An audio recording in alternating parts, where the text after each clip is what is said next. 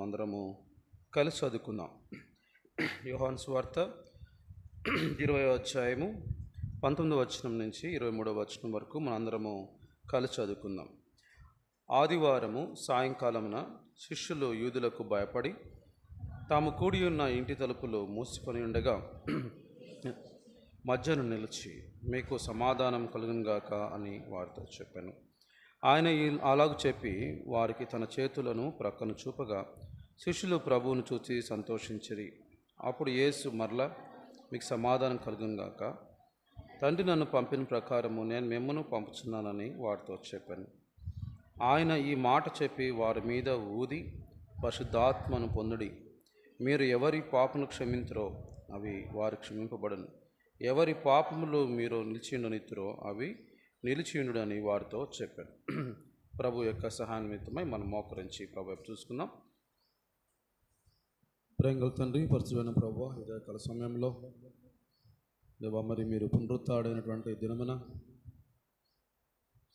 ఆరాధన నీకు అర్పించడానికి సంఘముగా మమ్మల్ని సమకూర్చినందుకు వందనాలు, స్తోత్రాలు. అనేక మంది లోకాన్ని విడిచి ఉన్నారు ప్రభా. మరి నీ కృప ద్వారా నీ యొక్క ప్రభా మరి కనికరం మా మీద ఉంచి మమ్మల్ని మీరు ఏర్పాటు చేసుకొని నీ యొక్క ప్రత్యేకమైన జనముగా మమ్మల్ని నీ కొరకు మరి సిద్ధపరచుకొని నిన్ను ఆరాధించే బిడలముగా మమ్మల్ని చేసినందుకు వందనాలు, స్తోత్రాలు. ఉదయకాల సమయంలో నీ యొక్క వాక్యమును ధ్యానించినట్టుండగా మాతో మాట్లాడుతురండి, నీ స్వరం వినిపింప చేయండి. నీ మాటలను మాకు అనుగ్రహించండి, వినగలిగే చెవి, గ్రహించగలిగే మనస్సు మాకు అనుగ్రహించమని ప్రార్థిస్తున్నాం. అల్పుడను అయోగ్యుడు నా పాత్రుడను నన్ను సులువు చాటు మరుగుపరిచి నీ పరలోక సమ్ముఖము నుండి మాకు అవసరమైన మాటలు అనుగ్రహించి ఆత్మతో సత్యంతో కూడినటువంటి ఆరాధనను ప్రతి ఒక్కరము యథార్థముగా సమర్పించుట కృప చూపించి నీ పరిశుద్ధాత్మ యొక్క సంచారం మాలో ఉంచండి. ఘనత మహిమ మీరే ఆరోపించుకుంటురమ్మని యేసు ప్రభు వారి యొక్క శ్రేష్టమైన ఘనమైన నామంలో ప్రార్థించి వేడుకొంచుంటున్నాం తండ్రి, ఆమేన్.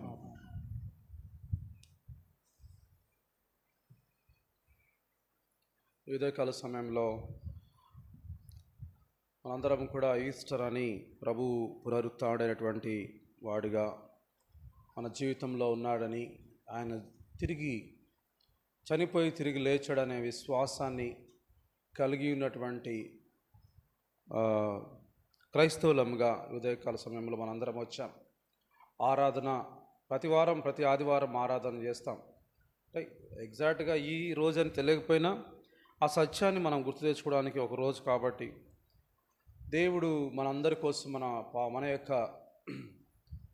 మన పాపముల కోసం ఆయన మరణించి ఆయన ఈ లోకానికి వచ్చినప్పుడే ఆయన గురించి రాయబడి ఉంది, ఇదిగో లోక పాపములను మోసుకొని పోవచ్చున్న దేవుని గొర్రెపిల్ల. ప్రభు వచ్చిందే మరణించటానికి. ఆయన మనందరి పాపముల కొరకు ప్రాయశ్చిత్తముగా గొర్రెపిల్లగా ఈ లోకానికి వచ్చి పాపము లేకుండా జీవించి పాపరహితుడిగా, మీలో ఎవరైనాను నాలో పాపమున్నదని రుజువు చేయగలరా అనేటువంటి సవాలుతో కూడిన జీవితాన్ని ఈ లోకంలో జీవించి నిష్కల్మషుడిగా, పాపము లేనివాడుగా, ప్రత్యేకంగా జీవించిన వాడుగా ఈ లోకంలో ఉండి ఆ పాపానికి, ఏ పాపానికైతే శాపం, ఏ పాపానికైతే మరణశిక్ష, ఏ పాపానికైతే మ్రాణు మీద శిక్షను అనుగ్రహించాలో ఆ పాపాన్ని తను తీసుకొని మనందరి పాపములకు ప్రతిగా ఆ కలువరి శిలువలో ఆయన మ్రాను మీద ఒక శాపగ్రస్తుని వలె ఆయన వేలాడి మనందరి కోసం మరణించాడు. మన పాపముల నుంచి మనల్ని విడిపించాలని ఆయన మనల్ని ఆ కలువరి శిలువలో తన రక్తము చేత చిందించడం ద్వారా మన పాపములన్నిటికీ ఒక్కసారే పాప పరిహారాన్ని ఆయన అర్పించిన వాడిగా ఉన్నాడు. మీకు గత శుక్రవారం రోజు చెప్పి ఉండొచ్చు. ఈ దినమున ప్రత్యేకంగా ఆయన 3 దినాలు చనిపోయి ఆయన 3వ దినాన చనిపోయిన తర్వాత 3వ దినాన ఏం లేచాడు? ఆయన తిరిగి లేచాడు. ఎంత గొప్ప సత్యమో కదా. చాలామంది బాధపడుతూ ఉంటారు, ఏడుస్తూ ఉంటారు, సిలువను మోస్తూ ఉంటారు. కానీ ప్రభు వచ్చిన పని నీతి యావత్తు ఇలాగూ జరగవలసి ఉన్నది. ఆయన మన కోసం రావటం, మన కోసం ఆయన జీవించటం, తన మాటలను బోధించటం, పాపం లేనివాడిగా జీవించటం, తన జీవితాన్ని ఆ కలువరి శిలువలో అర్పించటం ప్రభువు చేశాడు. ఇది ప్రభువు ఆయనకి ఇచ్చినటువంటి పని. కాబట్టి ఎక్కడ తండ్రి చిత్తముకి వ్యతిరేకముగా కానీ వేరుగా కానీ చేయకుండా ఆయన ఈ లోకంలో జీవించాడు. 2000 సంవత్సరాల క్రితం ఇది జరిగింది. వాస్తవము, సత్యము, లేదంటే ఆ యొక్క ఆధారం అనే దాన్ని ఎంతో కాలంగా ఆపలేరు. తప్పైనా నచ్చినా నచ్చకపోయినా నిజం అనేది ఏమంటారు, నిలకడగా తెలుస్తుంది అంటారు కదా. యేసుప్రభు నమ్ముకొని వాళ్ళైనా, పలానా మతం వారైనా, ఏ మతం వారైనా, యేసుప్రభు వారు చనిపోయాడు, ఈ లోకానికి వచ్చాడు, తిరిగి లేచాడు అనేది సత్యం. ఎవరు ఆపినా ఆగని సత్యం. అప్పట్లో యేసుప్రభు వారిని సిలువ వేసిందే రోమీయులు, యేసుప్రభు వారిని సిలువ వేసిందే ఆయన సొంత జనం వారు. ఇన్ని సంవత్సరాల వరకు కూడా ఆగని సత్యముగా అది వెళ్తానే ఉంది. ఒక రగిలించినటువంటి మంట ఏ విధంగా వెళ్తూ ఉంటుందో, జనరేషన్స్ సుమారు ఎన్ని సంవత్సరాలు అయింది? 2025 సంవత్సరాల క్రితం జరిగింది. ఆ వాస్తవంతో కూడినటువంటి ఈ నిజం వెళ్తూ ఉంది, హృదయాలను రగిలిస్తూ ఉంది, మండిస్తూ ఉంది. యేసుప్రభు వారి గురించి యోహాను భక్తుడు రాస్తూ మొదటి అధ్యాయం అందరికీ తెలుసు కదా, ఆది యందు వాక్యం ఉండెను, వాక్యము దేవుని యొద్ద ఉండెను, వాక్యము దేవుడై ఉండెను. తర్వాత వచనంలో చూడండి, మొదటి అధ్యాయం మొదటి వచనం తర్వాత అక్కడ 4వ వచనం చదవండి అమ్మ. 4వ వచనం, ఆయనలో జీవం ఉండెను, ఆ జీవం ఏమైంది? మనుషులకు వెలుగై ఉండెను.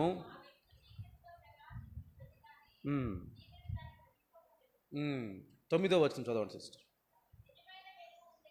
నిజమైన వెలుగు ఉండెను, అది లోకంలోనికి వచ్చుచు ప్రతి మనుషుని ఏం చేస్తుంది? వెలిగిస్తూ ఉంది. వెలుగు, మన ప్రభువు వెలుగుగా వెలుగుతూ ఉన్నారు.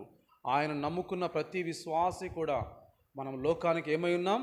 వెలుగై ఉన్నాం. మీరు లోకానికి ఉప్పై ఉన్నారు అనేటువంటి ఆ కొండ మీద ప్రసంగంలో దేవుడు చెప్పాడు. ఆయన వెలుగై ఉండి వెలిగిస్తూ ఉన్నాడు, మనల్ని వెలుగు చేశాడు. మనం ఏం చేస్తున్నాం? వేరే వాళ్ళను కొవ్వొత్తి చూస్తారు కదా, ల్యాంప్స్ ర్యాలీ చేస్తూ ఉంటారు. పీస్ ర్యాలీస్లో అందరికి కొవ్వొత్తులు ఇస్తారు. ఏం చేస్తారు? ఒక కొవ్వొత్తితో వెలిగిస్తారు. అందరికీ అగ్గిపెట్టి వెలిగిస్తాడా? లేదు, ఒకటి వెలిగిస్తారు. నెక్స్ట్ ఆ కొవ్వొత్తితో ఏం చేయాలి? మిగిలినవన్నీ వెలిగించుకుంటూ పోవాలి. ఈ వెలుగు సంబంధులమైనటువంటి మనం ఈ ఉదయకాల సమయంలో ప్రభువు ఆయన ఈ లోకంలో జీవించాడు, వెలుగు సంబంధిగా జీవించాడు, మరణాన్ని జయించాడు. ఈరోజు ఉదయకాల సమయంలో మన అంశం అది కాదు, కానీ మన దేవుడు వెలుగై ఉన్నాడు, వెలిగించాడు. వెలిగించబడినటువంటి మనందరము వెలుగు సమూహముగా మనందరము కలిసి ప్రభువుని ఆరాధించడానికి వచ్చాం. నా ఉద్దేశం ఏంటంటే, ఈ గొప్ప రిసరెక్షన్ అంటే పునరుత్థానం అనేటువంటి సత్యము ఎవరు దాగలేనిది. అది ఒక వెలుగు లాంటిది, అది ఒక నిప్పులాగా ఎవరు ఆపినా ఆగని సత్యం. 2025 అంటే ఏంటంటే యేసుప్రభు వారు పుట్టి 2025వ సంవత్సరం. చాలా కాంపిటీషన్స్ అయిపోయినాయి కదా. మనం ఇంగ్లీష్ న్యూ ఇయర్ చేస్తే వాళ్ళు ఏమంటారు? తెలుగు న్యూ ఇయర్ చేయాలంట. సరే, తప్పులేదులే, కానీ ఎవరు ఏది చేసినా ప్రతి ఒక్కరు రాయాల్సింది క్యాలెండర్లో ఈరోజు డేట్ అంటే 2025 సంవత్సరం రాయాల్సిందే. They have to accept it. 2025 అంటే ఆఫ్టర్ డెత్ ఆఫ్ AD, యేసుప్రభు వారు చనిపోయిన తర్వాత ఎన్నో సంవత్సరం? 2025వ సంవత్సరం. సత్యం ఇది. ప్రభు చనిపోయాడు అనేది సత్యం, ప్రభు తిరిగి లేచాడు అనేది సత్యం. ఇప్పటికీ ఆయన ఉన్నటువంటి సమాధి, ఖాళీ సమాధి, ఆయన తిరిగి లేచాడనే సత్యాన్ని చూపిస్తూ ఉంది. అప్పటికి ఆ దినాల్లో శిష్యులు వీళ్ళు ఎక్కడ మరలా ఆయన తిరిగి లేస్తా అని చెప్పాడని చెప్పేసి ఆ యొక్క యూదులు ఏం చేశారంటే పెద్ద రాయి తీసుకొచ్చి ఏం పెట్టారు? ఆయన సమాధి ముందు పెట్టారు, కావలి వాళ్ళని పెట్టారు. కానీ ఏది కూడా ఆయన యొక్క విజయాన్ని ఏం చేయలేదు, ఆపలేకపోయాయి.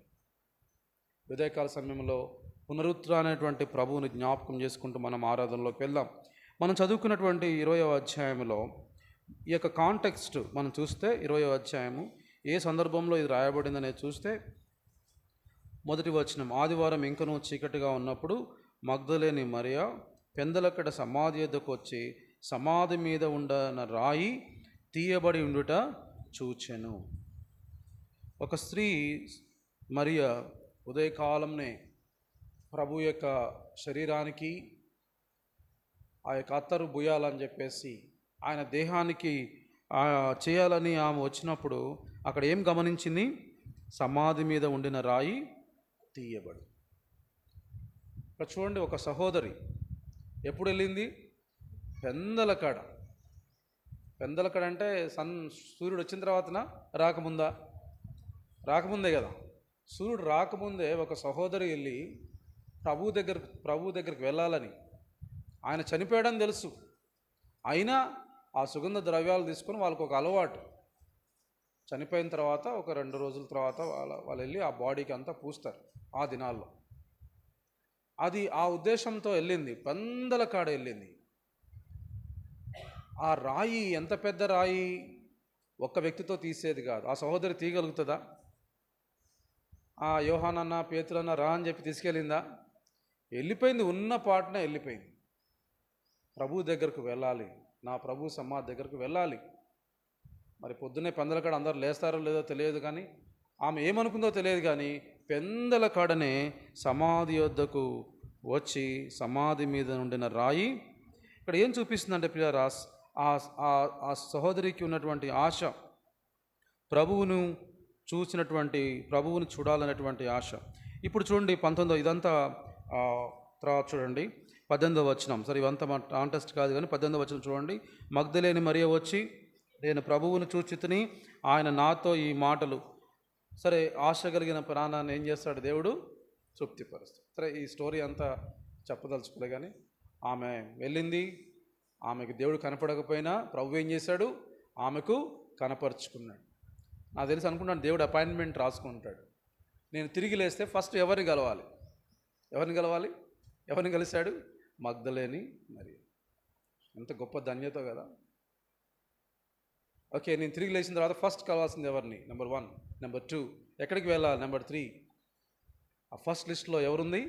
మగ్దలేని మరియ. ఎక్కడో కాదు, ఆమె ఇంటికి అక్కడే ఆమె ఏడుస్తూ ఉంది. అయ్యో, ప్రభువుని ఎవరో తీసుకెళ్ళిపోయారని పరిగెత్తింది, వాళ్ళకి చెప్పింది, వీళ్ళకి చెప్పింది, ఏడుస్తూ ఉంది. దేవుడు పర్సనల్గా వచ్చి కలిశాడు. ఎంత గొప్ప దేవుడో కదా. ఆయన మనుషుల పట్ల, తను నమ్ముకుని వారి పట్ల, తను ప్రేమించు వారి పట్ల ఆయన ఎంత ప్రేమ కలిగి ఉన్నాడో అని. వాస్తవంగా చూస్తే ఎవరు కలవాలా? సంఘంలో అపోస్తలులు ఉన్నారు, పేతురుని కానీ, యోహాను కానీ, యాకోబుని కానీ కలవాలి. కానీ ఎవరిని కలిశాడు? మగ్దలేని మరియని కలిశాడు. ఒకసారి మనం పక్కనింటి ఆయన చనిపోయి రేపొద్దున మన ఇంటికి వచ్చాడు అనుకోండి, ఆలోచించండి. మరియా ఏమాత్రం సందేహపడలేదు. చూడండి, ఆ పై ఒక వచనం చదువుకుందాం, 15వ వచనం. అమ్మా, ఎందుకు ఏడ్చున్నావు?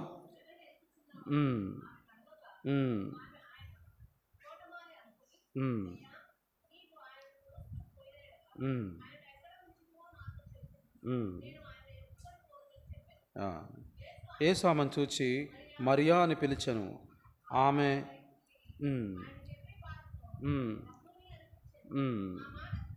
ఎప్పుడైతే ఆమె గుర్తుపట్టలేదో దేవుడు ఆమెను ఏమని పిలిచాడు?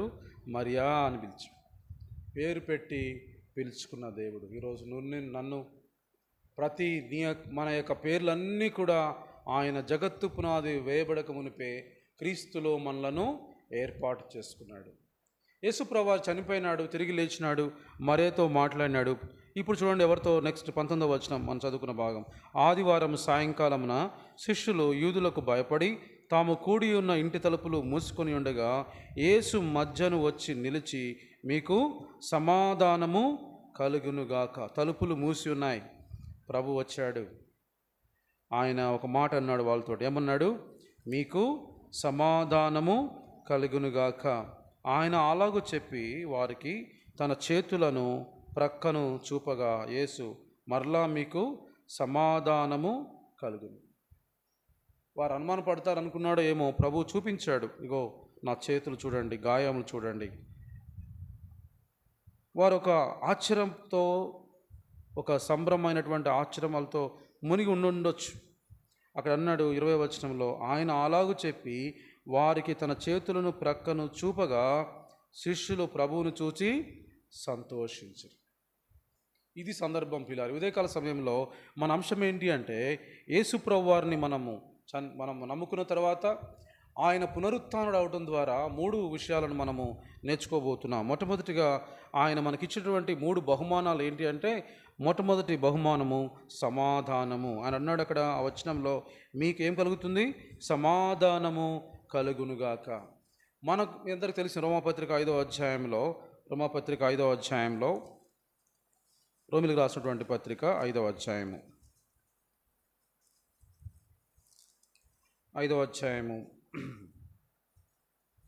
10వ వచనం, ఏలైనగా శత్రువులమై ఉండగా ఆయన కుమారుని మరణము ద్వారా మనము దేవునితో సమాధానపరచబడిన ఎడల. చాలు.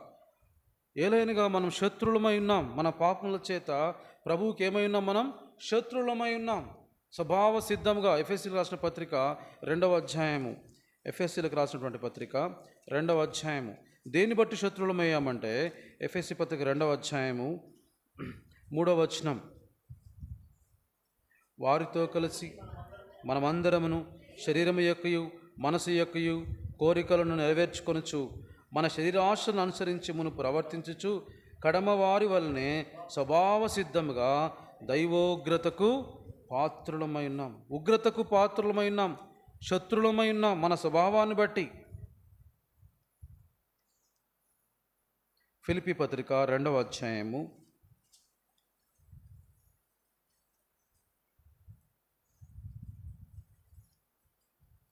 2వ అధ్యాయము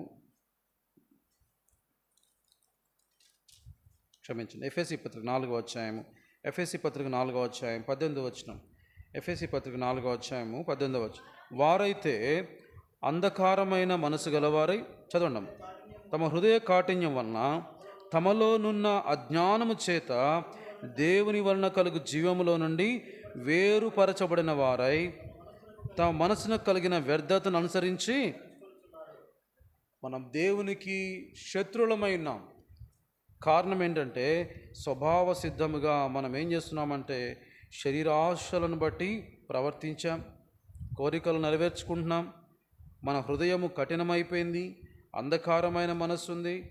అక్కడ 18వ వచనం అనుకున్న, తమలోనున్న అజ్ఞానము చేత దేవుని వలన కలుగు జీవములో నుంచి వేరుపరచబడిన వారై తమ మనస్సుకు కలిగిన వ్యర్థతను అనుసరించి నడుచు.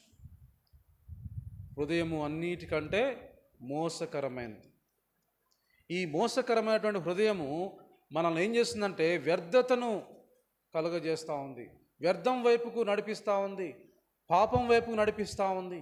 ఈ పాపము చేయటం ద్వారా, ఈ శరీరం యొక్క ఆశలను నెరవేర్చుకోవటం ద్వారా దేవుడు ఆయన మన జీవితంలో మనం దేవునికి ఏమై ఉన్నామంటే విరోధులమై ఉన్నాము. పిల్లరా, ఇటువంటి విరోధులముగా ఉన్నటువంటి మనల్ని మనందరం కూడా ఏ భేదము లేదు, అందరూ పాపము చేసి దేవుడు అనుగ్రహించే మహిమను పొందలేకపోతున్నాం. అందరం పాపం చేసి నీతిమంతుడు లేడు, ఒక్కడు కూడా లేడు. స్వభావ సిద్ధముగా దైవోగ్రతకు పాత్ర. కారణం ఏంటంటే మన అంధకారమైన మనస్సు, హృదయంలో ఉన్నటువంటి కాఠిన్యము, మనసు కలిగినటువంటి వ్యర్థత, ఇవన్నీ కూడా ప్రభువుని మనకు ఏం చేశాయంటే శత్రుత్వాన్ని తీసుకొచ్చాయి. శత్రువులం. ఆయన ఎటువంటి వాడంటే పిల్లారా, పరిశుద్ధుడు అని నిత్యము దూతల చేత ఆయన ఆరాధించబడుతున్నటువంటి దేవుడు ఈ పాపివైనటువంటి మనుషుల దగ్గరకు ఆయన రావటం అసంభవం. ఆయన పాపమును, దుష్టత్వము చూడలేనటువంటి కనులు. మనము స్వభావ సిద్ధముగా బై నేచర్, ఎవరు నేర్పించకుండానే మనలో పాపపు ఆలోచనలు, తలంపులు, క్రియలు, శరీర ఆశలతో జీవిస్తున్నటువంటి మనల్ని, నశించిపోతున్నటువంటి మనల్ని, దేవునికి శత్రుత్వం కలిగినటువంటి మనల్ని, నశించిన దాన్ని వెదకి రక్షించుటకు మనిషి కుమారుడు ఈ లోకానికి వచ్చాడు. ఇప్పుడు ప్రభువు ఏం చేశాడు? శత్రువులంగా ఉన్నాం, దూరంగా ఉన్నాం, ఇప్పుడు ఆయన సంధి చేయడానికి వచ్చాడు. మొట్టమొదటి గిఫ్ట్ ఏం చెప్పాను? సమాధానం. ఈ సమాధానాన్ని ఆరంభించింది ఎవరు? జనరల్గా మనం మాట్లాడుకుందాం సరదాగా. ఒక ఇద్దరి మధ్యలో వాగ్వాదం ఉందనుకోండి, శత్రుత్వం ఉంది. జనరల్గా చూస్తే ఎట్లుంటుందంటే, ఆ శత్రుత్వం ఉన్న వాళ్ళు ఒకవేళ వాళ్ళని సంధి చేద్దాం వాళ్ళ సమాధానం పరచాలని మనం పిలిచామనుకోండి, వస్తారా? వెంటనే ముందు వాళ్ళని రమ్మని అంటారు. వాళ్ళు ఏమంటారు? ముందు వీళ్ళని రమ్మని అంటారు. మా తప్పు కాదు, వాళ్ళది తప్పు, వాళ్ళు రమ్మని అంటారు. ఇప్పుడు మనకు ప్రభువుకి సంధి చేయాలా? ఎవరు రావాలి ముందుకి? చెప్పండి, ఎవరు రావాలి? మనమే రావాలి. ఎందుకంటే మనం పాపులం కదా. అక్కడ ప్రభువు ఎలా వస్తాడు? ప్రభువు ఆయన గొప్ప దేవుడు, పరిశుద్ధుడు. ఆయన రావటం కాదు, ఎవరు పోవాలి? మనమే పోవాలి. ఎవరైనా మన తరపున వెళ్ళి, ఒకసారి తప్పు చేశాడండి, కొంచెం క్షమించండి అని ఎవరైనా సంధి, ఎవరైనా మధ్యలో వచ్చి చేయాలి. అదే ఎవరు చేశారంటే యేసు ప్రభువు. ఆయన మధ్యవర్తిగా వచ్చాడు. స్వభావ సిద్ధంగా మనం చేసిన పాపములను బట్టి ఏ భేదము లేకుండా అందరం కూడా దైవోగ్రతకు పాత్రులమై నిత్య నాశనానికి పోవలసినటువంటి మనల్ని ఆయన మధ్యవర్తిగా వచ్చాడు. యేసుక్రీస్తు గురించి రాయబడింది, ఆయన సమాధానమునకు కర్త, సమాధానకర్తయగు దేవుడు. ఆయన ఏం చేశాడంటే యేసుక్రీస్తులో తండ్రికి మనకు ఏం చేశాడు? సంధి చేశాడు, సమాధానం అనుగ్రహించాడు. పునరుత్థానంలో యేసు ప్రభు తిరిగి జన్మించడం ద్వారా ఇప్పుడు ఆయన మొట్టమొదటి ఇచ్చినటువంటి బహుమానం ఏంటంటే సమాధానము. నా సమాధానమును మీకు అనుగ్రహిస్తున్నాను. ఇప్పుడు చదువుకుందాం. రోమిలకు రాసిన పత్రిక 5వ అధ్యాయము. రోమిలకు రాసినటువంటి పత్రిక 5వ అధ్యాయం. 5వ అధ్యాయం ఇందా చదువుకున్నాం కదా. ఏలయనగా 10వ వచనం.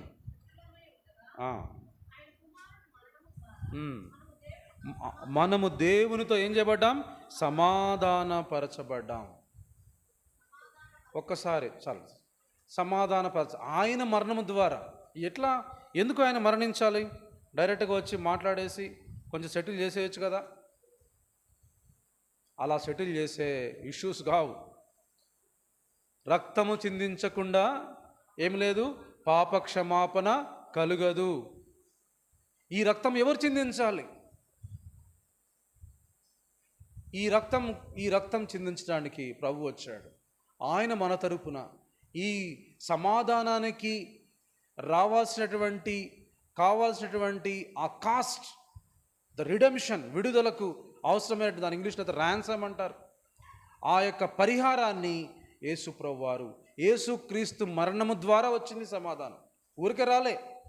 నేను యేసు ప్రభు నమ్ముకున్నాను చేతితో రాలే. ఆయన సిద్ధపరిచాడు. ఆయన వచ్చాడు ఈ లోకానికి, మనందరి కోసం మరణించాడు. ఆ మామూలు మరణం కాదు.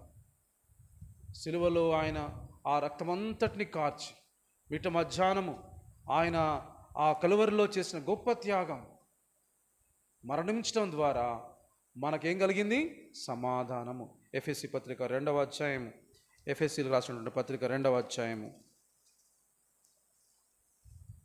ఎఫెసీకి రాసిన పత్రిక 2వ అధ్యాయము 13వ వచనం. ఆయనను 2:13 ఆయనను మునుపు దూరస్తులైనటువంటి మీరు ఇప్పుడు క్రీస్తు యేసునందు క్రీస్తు రక్తం వలన ఆయన మన సమాధానమై ఉండి మీకును మాకును ఉండిన ద్వేషమును అనగా విధిరూపకమైన ఆజ్ఞలు గల ధర్మశాస్త్రమును తన శరీరమందు కొట్టువేట చేత మధ్యగోడను పడగొట్టి మన ఉభయులను ఏం చేశాడు? ఏకము చేశాడు.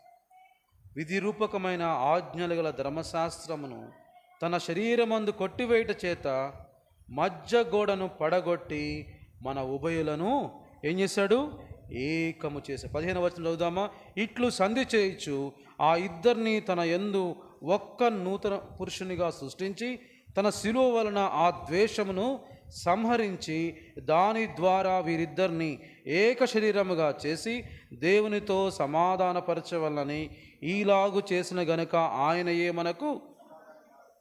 అక్కడ పాత నిబంధన సింపుల్గా చెప్తాను మీకు అర్థమయ్యేటట్టుగా. పాత నిబంధన కాలంలో ఆ యొక్క ధర్మశాస్త్ర ప్రకారం ఏంటంటే యూదులు మాత్రమే ఆయనను సేవించడానికి అర్హులు, యూదులు మాత్రమే యేసుప్రభు వారి యొక్క రక్షణకు పాత్రులు అని చెప్పి అప్పట్లో ఒక వివాదం మొదలవుతూ ఉంది. అందుకని అక్కడ అన్నాడు, విధిరూపకమైన ఆజ్ఞలు గల ధర్మశాస్త్రమును తన శరీరమందు కొట్టివేయట చేత మధ్య గోడను, ఇక యూదురని లేదు, గ్రీస్ దేశస్తుడని లేదు, హెల్లేడిని ఎవరూ తేడా లేదు, ఆ తెరను చీల్చివేశాడు.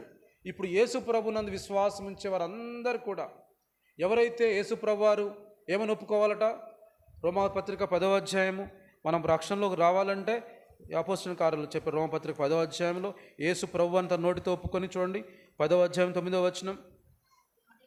అదేమనగా యేసు ప్రభు అని నీ నోటితో ఒప్పుకొని దేవుడు మృతుల్లో నుండి ఆయనను లేపెనని నీ హృదయమందు విశ్వసించిన, ఇదే రక్షణ ప్రియులారు. పునరుత్థానం లేకుండా రక్షణ లేదు.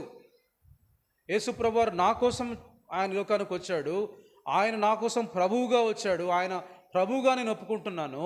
ఆయన దేవుడు, ఆయన ఏ కపటం లేనటువంటి వాడుగా ఉండి నా కోసం శిలువలో మరణించి ఏం చేశాడు, మృతుల్లో నుంచి తిరిగి లేచాడు అని విశ్వసిస్తే నువ్వేం చేయబడతావు, ఇదే మన యొక్క రూట్ గాస్పుల్. ఎవరైతే ఇలా ఆయన విశ్వాసం ఉంచారో, అవును నా పాపాల కోసం ప్రభువు మరణించాడు, నా కోసం చనిపోయి తిరిగి లేచాడు అని ఎవరైతే తన సొంత రక్షకునిగా అంగీకరిస్తారో, ఇంకా అక్కడ కూర్చున్న వారిలో ఎవరు రక్షణ అనుభవం లేదా, ఆ ప్రభువు ఇంత గొప్ప సత్యము లోకం నమ్ముతుంది, ఇంకా నువ్వు నమ్మకపోతే నేను నువ్వే మోసపరుచుకున్నట్టే. ఆయన నీ కొరకు నా కొరకు చనిపోయి మృతుల్లో నుండి తిరిగి లేచి ఆయన నీ కొరకు నా కొరకు సజీవుడిగా ఉన్నాడు. ఎందుకంటే నిన్ను నన్ను సమాధానపరచాలని. ఈ లోకంలో మనం లోకానుసారంగా జీవిస్తున్నాం, లోకానుసారంగా కొట్టుకొని పోతున్నాం, శరీర ఆశలు, మనసుకి వ్యర్థత బట్టి జీవిస్తాం, హృదయ కాఠిన్యంతో జీవిస్తున్నాం. మన ప్రభు వచ్చాడు, చనిపోయాడు, తిరిగి లేచాడు. ఆయన మరణం వలన ఇప్పుడు నీకు నాకు ప్రభువుతోటి, పరిశుద్ధ దేవునితోటి ఒక సంధిని ఆయన కలుగజేశాడు, సమాధాన కారకుడయ్యాడు. ఏ భేదం లేదు, నువ్వు ఎలాంటి పాపమైనా సరే ఇప్పుడు ఆ తెరను చించివేసి ప్రభువు దగ్గరకు. ఒకప్పుడు పాత నిబంధన కాలంలో ఆవరణం ఉండేది, అంటే సాధారణమైన ప్రజలందరూ ఎక్కడ ఉండాలా, ఆవరణం అవుట్ సైడ్ ఉండాలా. తర్వాత పరిశుద్ధ స్థలం అని ఉంటుంది. యాజకులు, లేవీయ సంబంధులు, లేవీయ గోత్రం నుంచి వచ్చిన వాళ్ళు మాత్రమే ఆ యొక్క పరిశుద్ధ స్థలంలో ఉండాలి. ఆ తర్వాత అతి పరిశుద్ధ స్థలం. ఈ మధ్యలో ఏముంటాయంటే తెరలు ఉంటాయి, ఎవరు పోకూడదు, ఆవరణం వాళ్ళు లోపలికి రాకూడదు, లోపల వాళ్ళు పరిశుద్ధ స్థలంలో ఉండే యాజకులు మరలా అతి పరిశుద్ధ స్థలంలోకి రాకూడదు. తెరలు ఉంటాయి. నువ్వు నేను చూసుకుంటే అసలు ఆవరణంలో కూడా మనకు స్థలం లేదు. అయితే మన దేవుడు మనల్ని ఏం చేశాడు తెలుసా, ఆయన ఆవరణంలో నివాసం ఉండే ప్రజలనుగా చేశాడు. ఎంతోమందికి లేని రక్షణ ఈరోజు నీకు నాకు అనుగ్రహించు, ఆ సమాధానాన్ని నీకు అనుగ్రహించాడు. మనకు తెలుసు కదా, వచనాలు చెప్పట్లే, ఇగో మిమ్మల్ని పిలిచిన పిలుపుని చూడు, లోకరీతిని గనులైనను జ్ఞానం గలవారైనను గొప్ప వంశం వారైనను పిలువబడలేదు. జ్ఞానులను సిగ్గుపరచుటకు జ్ఞానము లేని వారిని, వెర్రి వారిని దేవుడు ఏర్పరచుకున్నాడు. బలవంతులను సిగ్గుపరచుటకు బలహీనులను ఆయన ఏర్పాటు చేసుకున్నాడు. ఈ సమాధానం నీకు అనుగ్రహించాడు. ఒకసారి ప్రశ్నించుకుందామా, ఈ సమాధానానికి మనం అర్హులమా? ఆయన ప్రాణముతో సమకూర్చినటువంటి సమాధానం, ఆయన మరణముతో సమకూర్చినటువంటి సమాధానానికి, ఆయన రక్తమంతా కార్చి ఇచ్చినటువంటి ఈ సమాధానానికి, ఆయన సమాధానం ద్వారా తండ్రికి ఇప్పుడు మనమందరం కూడా ధైర్యముతోటి ఆ కృపాసనం దగ్గర రాగలుగుతున్నాం. ఎక్కడికో తెలుసా, అతి పరిశుద్ధ స్థలములో, దేవుని ముఖకాంతిలో మనం నివాసం ఉంటున్నాం. అనుదినము నువ్వు వాక్య ధ్యానం చేస్తున్నప్పుడు, సంఘంలో ఉంటున్నప్పుడు మనం కళ్ళు మూసుకుంటాం. ఎందుకు కళ్ళు మూసుకుంటాం? సండే స్కూల్లో టీచర్ చెప్పిందనా? ఎందుకు కళ్ళు మూసుకుంటాం? పిల్లలు చెప్పాలి. ఎందుకు సండే స్కూల్లో ప్రేయర్ చేసి కళ్ళు మూసుకుంటాం? కళ్ళు మూసుకుంటే ఎవరు ఉంటారు? మన దేవుడి ముందు ఎవరున్నారు? మన దేవుడు ఉన్నాడు. వేరే డిస్ట్రాక్షన్స్ లేకుండా మనం కళ్ళు మూసుకున్నప్పుడు అతి పరిశుద్ధ స్థలంలో మనం ఉన్నాం. ఆయన ముఖ కాంతి మన మీద ఉంది. ఆవరణం లేదు, పరిశుద్ధ స్థలం లేదు, తెరలు చించబడ్డాయి. యేసు ప్రభు మరణంలో ఆయన చరణించిన వెంటనే తెరలన్నీ కూడా చించివేయబడుతూ వచ్చు. ఇప్పుడు ఏ భేదం లేదు, ప్రభు దగ్గరకు వచ్చాం. ఆయన పునరుత్థానం ద్వారా మనం పొందుకున్న మొట్టమొదటి ఆశీర్వాదం ఏంటి? సమాధానం. త్వరగా వెళ్దాం. తర్వాత రెండవ మనకు పొందినటువంటి ఆశీర్వాదం చూద్దాం. 21వ అధ్యాయం, అదే మనం చదువుకున్న యోహాను సువార్త 20వ అధ్యాయము, యోహాను సువార్త 20వ అధ్యాయంలో 21వ వచనం.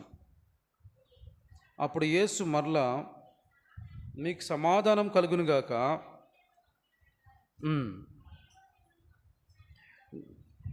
తండ్రి నన్ను పంపిన ప్రకారం నేను మిమ్మను పంపుచున్నానని చెప్పాను, వారితో చెప్పాను. ఆయన ఈ మాట చెప్పి వారి మీద ఊది, పరిశుద్ధాత్మను పొందుడి అంటే అక్కడ యాక్చువల్గా ఎమ్మటే పొందలే, కానీ ఆయన వారికి అక్కడ పరిశుద్ధాత్మను ఇచ్చినట్టుగా మనం చూస్తూ ఉన్నాం. రెండవదిగా ఆయన మనకిచ్చిన పునరుత్థానంలో ఇచ్చినటువంటి రెండవ బహుమానం ఏంటంటే పిల్లారా, శక్తి, పరిశుద్ధాత్మ శక్తిని, పరిశుద్ధాత్మనిచ్చాడు, పరిశుద్ధాత్మ శక్తినిచ్చారు. రోమపత్రిక 15వ అధ్యాయం, రోమిలికి రాసినటువంటి పత్రిక 15వ అధ్యాయం, రోమిలికి రాసినటువంటి పత్రిక 15వ అధ్యాయము 33వ వచనం. సమాధానకర్తయగు దేవుడు మీకందరికీ తోడుగా ఉండునుగాక. ఇంకొక మాట చూద్దామా? అపోస్తుల కార్యాల్లో ముందుగా యోహాను సువార్తకు వద్దాం, తర్వాత కడుకోద్దాం. యోహాను సువార్త 14వ అధ్యాయము, యోహాను సువార్త 14వ అధ్యాయం 18వ వచనం. యోహాను సువార్త 14:18. నేను మిమ్మల్ని అనాథలుగా విడువను, మీ యొద్దకు వత్తును. కొంతకాలమైన తర్వాత లోకము నన్ను మరెన్నడూను చూడదు. తర్వాత 15వ వచనం, 16వ వచనం సిస్టర్, 16వ వచనం. నేను మీ యొద్ద ఎల్లప్పుడూ ఉండుటకై ఆయన ఒక వేరొక ఆదరణకర్తను, అనగా స్వచ్ఛ స్వరూపి అయిన ఆత్మను మీకు అనుగ్రహించును. చాలు, మిమ్మల్ని అనాథలుగా విడవను, ఒక ఆత్మను మీదకి పంపిస్తాను. ఈ ఆత్మ మిమ్మల్ని సర్వ సత్యంలోనికి నడిపిస్తుంది, సత్యమును బోధిస్తుంది. చాలా వచనం యోహాను సువార్త 12వ అధ్యాయంలో కూడా ఆయన అన్నాడు చూడండి. యోహాను సువార్త 12వ అధ్యాయము 27వ వచనం. యోహాను సువార్త 12వ అధ్యాయం 27వ వచనం. ఇప్పుడు నా ప్రాణం కలవరపడుచున్నది,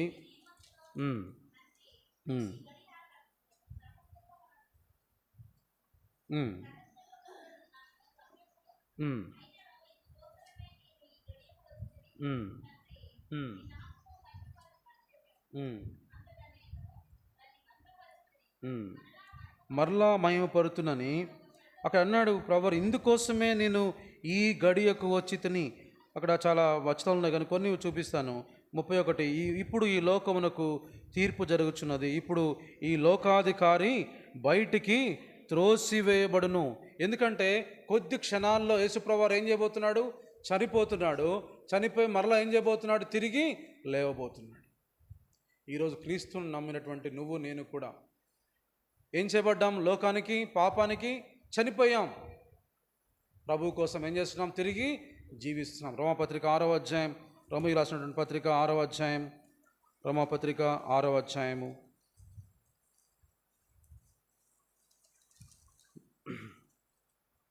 8వ వచనం. మనము క్రీస్తు కూడా చనిపోయినడల్లా మృతుల్లో నుండి క్రీస్తు ఇకను చనిపోడనియు, మరణమును ఇకను ఆయన మీద ప్రభుత్వం లేదని ఎరిగి ఆయనతో కూడా, ఇక ప్రభుత్వం లేదు.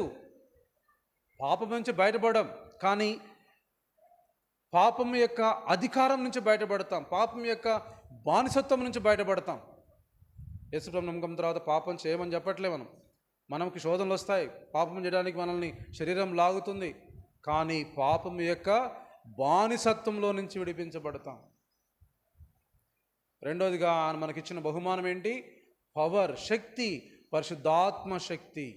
ఈ ఆత్మ ద్వారా తిరిగి జన్మించినటువంటి మనం, ఈ ఆత్మ మనల్ని ఏం చేస్తుందంటే సర్వసత్యంలోనికి మనల్ని నడిపిస్తుంది. మనం ఆత్మ మూలంగా పుట్టాం.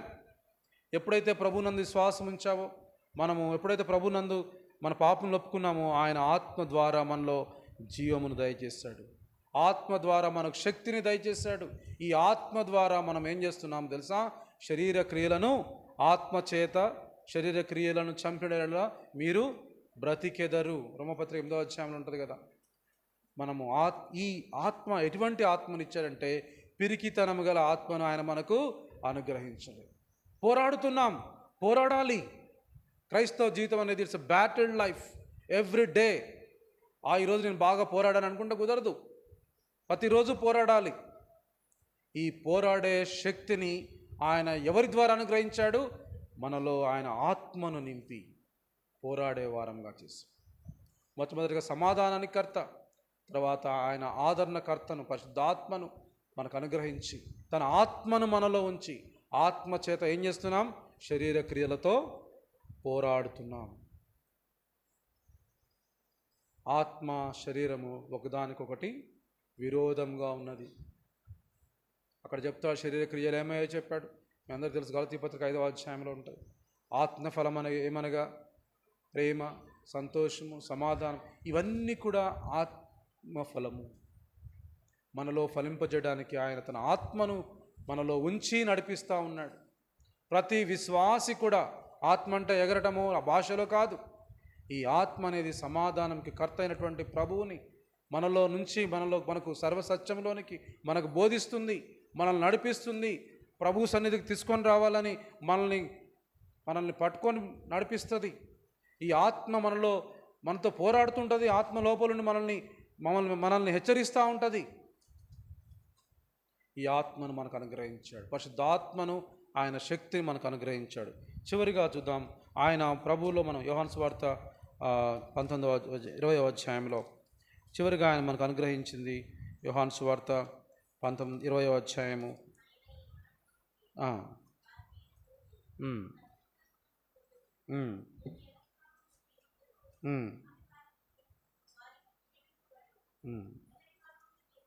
మీరు ఎవరి పాపములు క్షమింతురో అవి వారికి క్షమింపబడును, ఎవరి పాపములు మీరు నిలిచి ఉండనిత్తురో అవి నిలిచి ఉండును. ఇలా అంటే ఇక్కడ చూడండి, ఇప్పుడు ఒక పని ఉంది. మొట్టమొదటిది పీస్, రెండవది పవర్, మూడవది పర్పస్. పీస్ ఇచ్చాడు, ఆయనకు సమాధానం ఇచ్చాడు. పవర్ ఇచ్చాడు, పరిశుద్ధాత్మ శక్తిని ఇచ్చాడు. మూడవదిగా మనకు ఒక పర్పస్ ఇచ్చాడు. మీరు ఎవరి పాపములు క్షమిస్తారో వారి పాపాలు క్షమించబడతాయి. ఇందాక అనుకున్నాం కదా, మనం వెలిగించబడ్డాం. ఇతరులను ఏం చేయాలా? వెలిగించాలి. సమరయ స్త్రీ పోయింది, దేవుణ్ణి తెలుసుకుంది, మెస్సియాని కనుక్కుంది. ఓహో, ఈయనేనా మా మెస్సియా, ఈయనేనా మేము వెతుకుతుంది. ఆ విషయాన్ని తనలో దాచిపెట్టుకుందా? వెంటనే ఊరికెళ్ళింది. ఎంతోమందిని పట్టుకోవచ్చు. ఒక పర్పస్ ఉంది. ఆయన పునరుత్థానుడైనటువంటి గొప్ప సత్యాన్ని మనలో దాచిపెట్టుకోవడం కాదు, ఏం చేయాలి? ఇతరులకు తెలియచేయాలి. పునరుత్థాన జీవితం ద్వారా తెలియజేయచ్చు. అనేకసార్లు మనం ఇప్పుడు అంటే చాలా పరిస్థితులు ఓపెన్ ఎయిర్ చేయలేకపోతున్నాం. ఒకప్పుడు అంటే చాలా ప్రాంతాలు చేసేవాళ్ళం, ఓపెన్ ఎయిర్ గాస్పుల్ చేయలేకపోతున్నాం. అయినా ప్రభు పని ఆగదు. మన జీవితాలే సాక్ష్యం, మన మాటలే సాక్ష్యాలు. మన పని చేసే స్థలాల్లో, మనం ఉండే స్థలాల్లో మన లైఫ్ ఎలాంటి లైఫ్? రిసరెక్టెడ్ లైఫ్, పునరుత్థాన బలము కలిగినటువంటి జీవితం, పాపమును జయించిన జీవితం, పాపముతో పోరాడుతున్న జీవితం. ఇంతకుముందు మన కోరికలు ఒకలాగుండేవి, ఇంతకుముందు మన యాటిట్యూడ్ ఒకలాగుండేది, కానీ ఇప్పుడు మరొకలాగా జీవితం జీవిస్తున్నాం. దేవుని ఆత్మ ద్వారా ఆయన మనం బలపరుస్తున్నాడు. ఇదిగో మీరు లోకానికి ఏమైనారు? వెలుగై ఉన్నారు. ఆ వెలుగును జనులు ఎక్కడ పెడతారు? కొంచెం కింద పెడతారా? దీపస్తంభం మీద నిన్ను పెట్టాడు. ఎందుకంటే మన సత్క్రియల మన ద్వారా పరలోకమందున తండ్రి ఏం చేయాలా? మహిమపరచాలి. ఇది ప్రభు యొక్క పర్పస్. ప్రతి విశ్వాసి, సహోదరుడైనా సహోదరివైనా నీ ద్వారా వెలిగించబడాలి. ఇతరులను ఏం చేయాలి? ఇది మన యొక్క పర్పస్. ఉట్టిగా రక్షణ అంటే మన వరకు, మన కుటుంబానికి, మన సంఘానికే కాదు, ప్రతి వ్యక్తి కూడా ఒక వెలుగు. నువ్వు ఉండే ప్రాంతంలో వెలుగు, నీ కుటుంబంలో వెలుగు. ఈ వెలుగు ఇతరులను ఏం చేస్తుంటుంది?